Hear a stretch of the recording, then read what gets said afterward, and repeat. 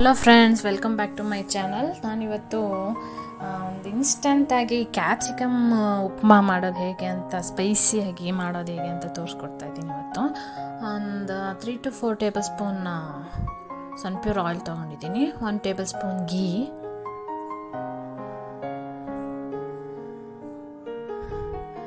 ಎಣ್ಣೆ ಕಾಯೋವರೆಗೂ ವೆಯ್ಟ್ ಮಾಡಿ. ಆಮೇಲೆ 1 ಟೀ ಸ್ಪೂನ್ ಸಾಸಿವೆ ಹಾಕಿ, ಸಾಸಿವೆ ಸಿಡಿದ ಮೇಲೆ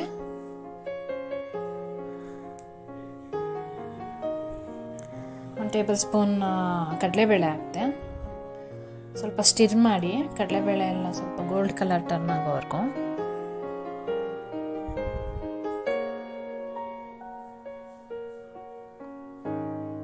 ಆಮೇಲೆ ನನಗೆ ಸ್ವಲ್ಪ ಕರಿ ಲೀವ್ಸ್ ಅಂದರೆ ತುಂಬ ಇಷ್ಟ ಆಗಿರೋದ್ರಿಂದ ನಾನು ಟೂ ಸ್ಟಿಕ್ಸ್ ಕರಿ ಲೀವ್ಸ್ ಹಾಕ್ಕೊಂಡೆ.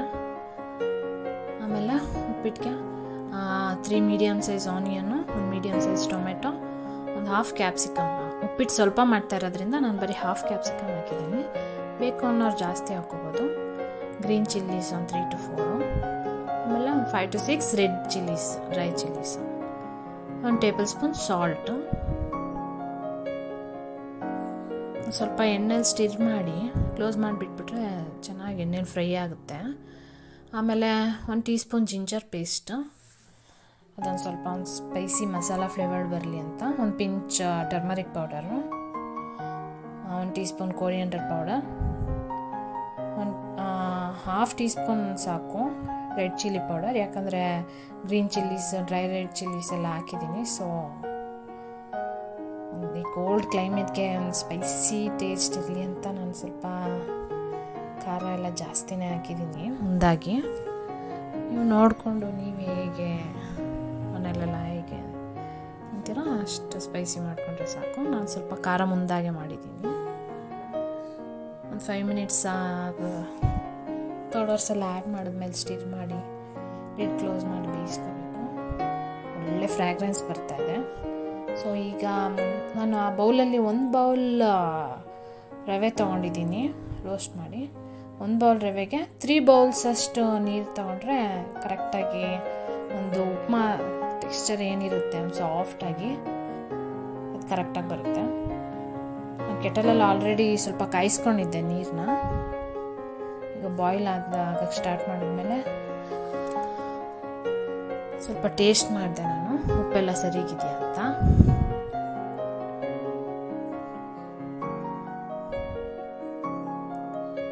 ಉಪ್ಪು ಖಾರ ಎಲ್ಲ ಸರಿಗಿದೆ ಅಂದಮೇಲೆ ನೀರು ಚೆನ್ನಾಗಿ ಕುದಿಯೋವಾಗ ಸ್ವಲ್ಪ ಫ್ಲೇಮ್ನ ಮೀಡಿಯಮ್ಗೆ ಇಟ್ಬಿಟ್ಟು ರವೆ ಉದುರಿಸ್ಕೊತಾ ಇದ್ದೀನಿ.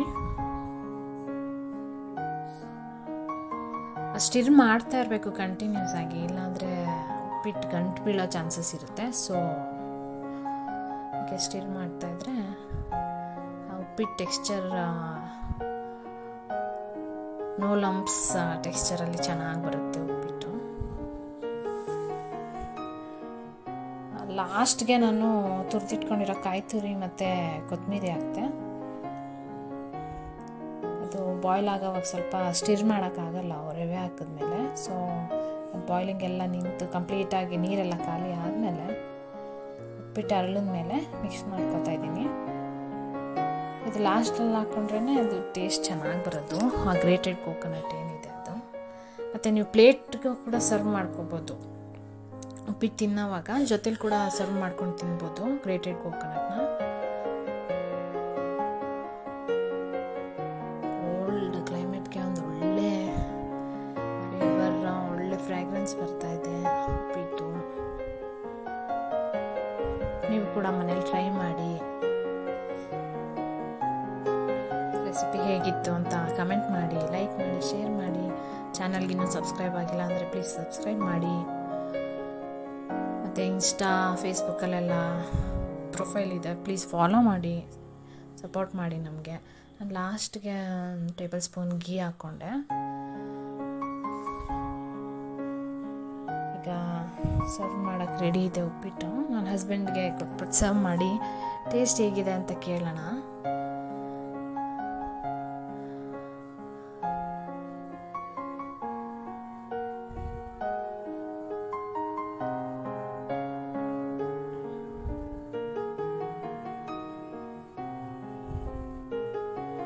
ಹಸ್ಬೆಂಡ್ಗೆ ಸರ್ವ್ ಮಾಡ್ತಾಯಿದ್ದೀನಿ. ಬನ್ನಿ ಟೇಸ್ಟ್ ಹೇಗಿದೆ ಅಂತ ಕೇಳೋಣ.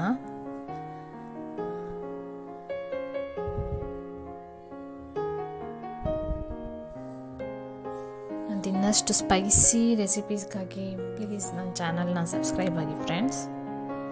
ಸಬ್ಸ್ಕ್ರೈಬ್ ಆಗಿ ಸಪೋರ್ಟ್ ಮಾಡಿ.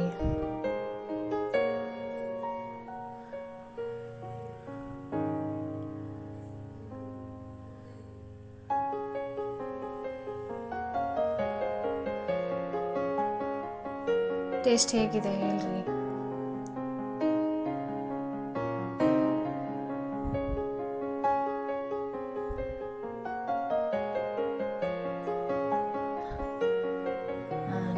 ಹಸ್ಬೆಂಡ್ ಬಾಸ್ ಅವರು ಚೆನ್ನಾಗಿದೆ ಅಂದಮೇಲೆ ಮುಗೀತು, ಚೆನ್ನಾಗಿರಲೇಬೇಕದು. ಇಲ್ಲೊಬ್ರು ಚಿಕ್ಕ ಮೇಡಮ್ ಇದ್ದಾರೆ, ಅವರು ಟೇಸ್ಟ್ ಮಾಡಿದ್ರು ಅದನ್ನು. Thank you friends.